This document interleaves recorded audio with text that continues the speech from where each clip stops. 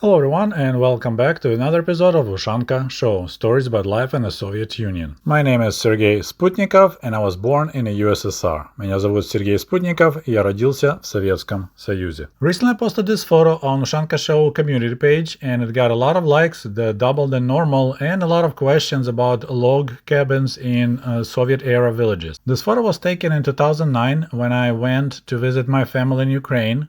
And we traveled with my brother and my mother to the village where she was from originally, and we stopped by an abandoned home of our grandparents. This log cabin was built by my grandfather Sergei. Here you could see him having a smoke on the porch of this house back in early 1950s. And here's Comrade Sergei sitting on the same porch in the early 1990s. So that's about 10 years after my grandparents passed away, but we still use the house as a summer residence, like dacha. This style of log cabins were quite popular in northern Ukraine. In fact, just in our village, I remember I saw about 5 homes that looked very similar to my grandparents' house. Kind of same layout, 2 windows facing the street, small window in the loft.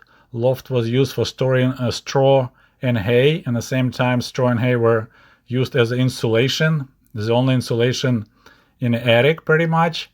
And that loft was big enough. I remember my cousin used to like to sleep there in the summer. There was access from outside. Each room had a wood-burning brick stove. On this picture you see my mom cooking in the first room, and behind her there's an open door to the second room. And that's just how you provide heat, burning wood in the brick stove. And here's a picture of my grandmother Maria sitting next to the wood-burning stove in the second room. The door is behind her, leading to the first room.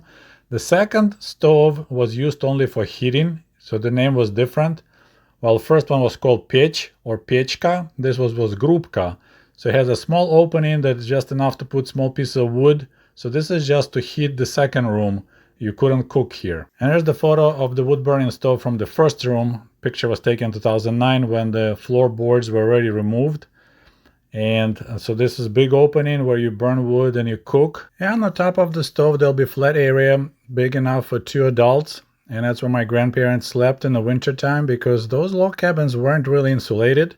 And during the cold winter nights, temperature inside of the house would drop below freezing. And I remember my grandma mentioning that in the morning they will find ice in the buckets with water. And here's the photo of my brother and me, just to give you an idea about the size of the sleeping area. And as you see, my mom put the rugs on the wall because walls are covered with chalk. So if you don't have rugs there, you'll find your shoulders and elbows and feet white in the morning. And towards the wall you can see a little cubby hole, and this is actually a small storage area for matches. It will keep your matches dry, but it'll be far enough from the main hot spot. So that's what usually my grandparents had their matches. Once again, I want to remind you, these photos were taken in 2009. My grandparents passed away in 1983 and 1984, if I remember correctly. And then we used this house as a summer home for a month or two for about another 10 years, so till like mid-1990s. A local power company cut off power lines to our house already in the early 90s, although we were paying the bill. So we were using candles and kerosene lamp when we came there for the summer month.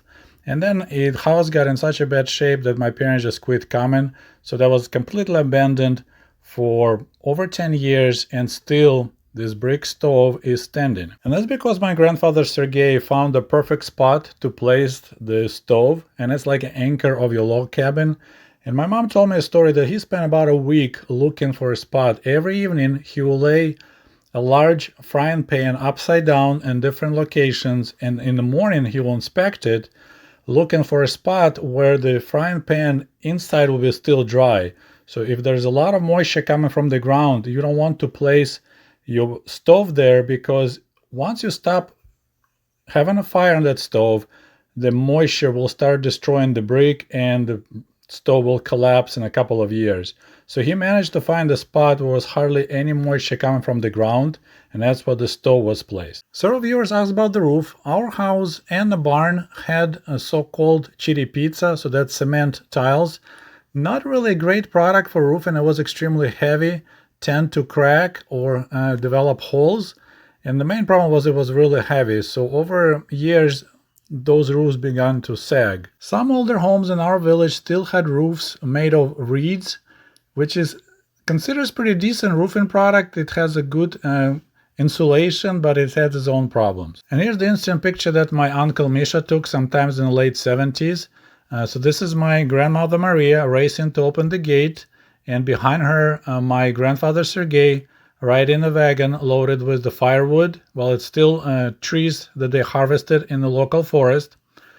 And of course you need to get a permission from the local collective farm which trees you're allowed to harvest, and then you need to borrow a horse and a wagon from the collective farm again. But behind my grandfather you could see another homestead. So first building, it's the barn, which has a thatched roof or reeds roof, and the house, it's actually also log cabin, but it has a wooden siding and it has a metal roof which needs to be repainted periodically. And here's the view of our log cabin from the inside. You can pause the video if you want to analyze. So as you see, you got logs, and then instead of drywall, which was not available in the Soviet Union, villagers used once again reeds, kamish, and then they applied a mixture of clay on the top to make it nice and smooth, and then they painted with chalk. So all our walls were pretty and white, but you don't want to lean against it because it will leave the marks on your clothing. There's another angle of the same room. That's the second room, and the bunch of bricks on the right is the remnants of Grubka,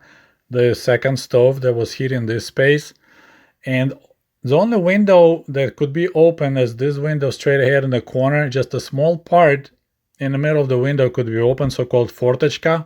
Otherwise, the rest of the windows, they were just solid windows, no way to open them. And this is the view in the doorway going into the first room, and then you see doorway open into the second room. So pretty small space. This room had only 2 windows, one on the left you don't see, and one on the wall where this door is. There was not a single window on the north side. This is how they built houses in Ukraine. North side, which is cold side, you don't put any windows there. And this is the picture taken in the first room. And behind this door right there, well, there's no door, just opening, we had so-called sienci, so it's like an entryway we used for storage. In the winter, my grandparents kept a nice amount of firewood, so it's dry and ready to go to start the fire in the stove. And in the summer, there'll be my grandpa's moped and other stuff, and somebody took it apart for the firewood.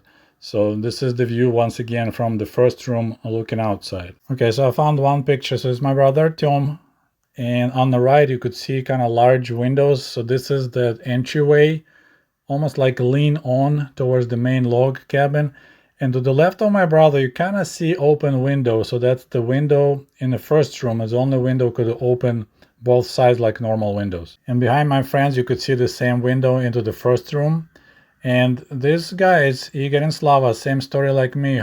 Their mother moved out of village into Chernigiv, married there, and they were coming every summer to stay with the grandparents just like I did. And back to the picture of my grandmother Maria. I just wanted to show you the flooring, since on my pictures from 2009 those boards were ripped off.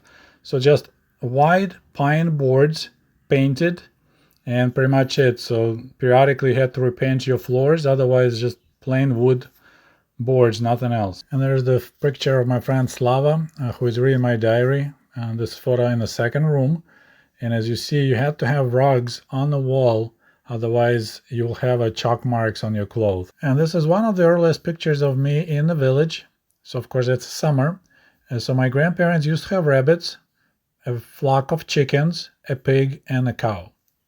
And behind me is a chicken coop, and I like to scare off the chicken off the nest, steal an egg, crack it open, and drink it up raw. I probably need to make a separate video and just to show again all these pictures that I showed you over the years, but with detailed comments. So this is the photo of my grandfather Sergey holding my mom Yelena. To the right is his wife, my grandma Maria, and to the left is my grandfather's sister Vera, who was never married. And this is my grandmother Maria, Grandpa Sergey. In the middle is their son Mikhail, Misha, my uncle Misha, that used to be an artist. I have a couple videos about him. The window behind them is the window going to the first room. So entry to the house is on the right, And you kind of see the ladder attached to the wall. That's the ladder being used to climb into the attic. My grandpa Sergey having a smoke on the porch. He smoked homemade cigarettes using the pieces of newspaper and homegrown tobacco. And behind him a door, and I guess we can call it a mudroom. Same porch, different Sergey. So that's Comrade Sergey in the 1990s. Probably about 10 years after my grandpa passed away. And another photo from the same porch. There's my late father Nikolai having a smoke, and my brother Artyom copying him. I actually managed to find some old slides. So this is East German Orwo film, Kiev 19 film camera. Don't pay attention to the guy in the front, but behind me is that mudroom. So you could see kind of the big window, and the roof is already about to collapse. You could see right there. That's the problem with those heavy cement tiles. And here's another silly photo, but once again you could see the mudroom behind my friend Igor. And behind me you could see that other homestead I mentioned earlier. You had a barn with the reed roof, and behind it the main house with the metal roof. And also the other house you could see two chimneys. So once again main stove and then Grupka stove for the second room. Standard layout. And there's another photo I took of my dad. So behind him to the right, that's the animal barn with the cement tile roof, which already began to sag. And on the left, that was actually more like a normal barn for storing hay. And that's the place where I used to make moonshine with my grandpa. I believe this is one of the best photos my uncle Misha ever took of our family. So this is my grandpa Sergey, my grandma Maria, and my mom. So this is early 1950s. Probably soon after they built this new house, and they got a radio. So they listen to radio, and behind my mom, up there in the corner, is the icon. Some of you may recognize this photo. So this is probably 1978 or 1979. You probably recognize that porch behind me. And if you look carefully inside of the mudroom, there is my grandpa's moped parked. It's kind of, you could see the front wheel shining. And here's Comrade Sergey posing on that moped. It's called Verkhovina 5, and it's on my list. One day I will make a video about mopeds in the Soviet Union. And there's my grandma Maria. It's colorized photo from early 1980s. Behind her two windows, that's the second room. And I forgot to mention, our house had this kind of like a wooden box that was going around the house, around the perimeter. It was filled with sand and it had boards laying on the top. And I believe it's because we had no gutters. So in order to protect the logs from rotting, from water coming down from the roof, they had this thing built. I forgot the name. It had a name. And then boards were laying on the top, kind of sloping away from the house. This way the water was deflected. On this photo, this is probably late 1970s. My grandpa Sergey on the left, then Uncle Misha, his daughter, my cousin Tanya, Grandma Maria, and Uncle Misha's wife, my aunt Anya. House is on the right, and straight ahead there's the door which leads outside on the street. Another Orwo slide from 1990. That was the summer when I decided to shave my head bald, which was really dumb.